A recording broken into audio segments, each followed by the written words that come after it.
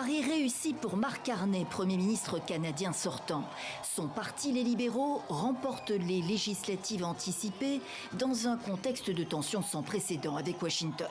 Les défis devant nous sont intimidants et c'est normal. Les grands changements, comme ceux que nous vivons, sont toujours inquiétants. Lorsque je vais m'asseoir avec le président Trump, ce sera pour discuter de la future relation économique et sécuritaire entre deux nations souveraines. Build, baby, build.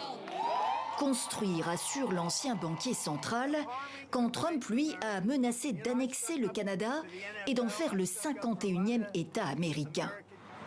Dans les urnes, alors qu'ils étaient donnés perdants en janvier encore, les libéraux progressent de près de 11%, s'assurant une majorité relative.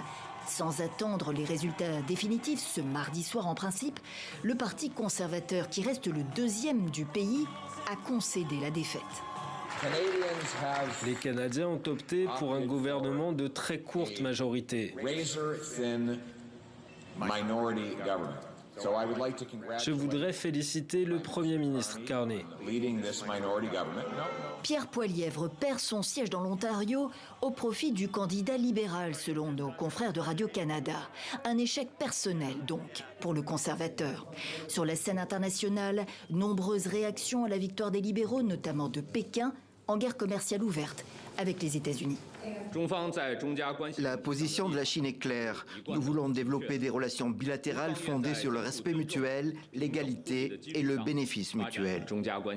Silence de Washington, en revanche, jusqu'ici, sans surprise.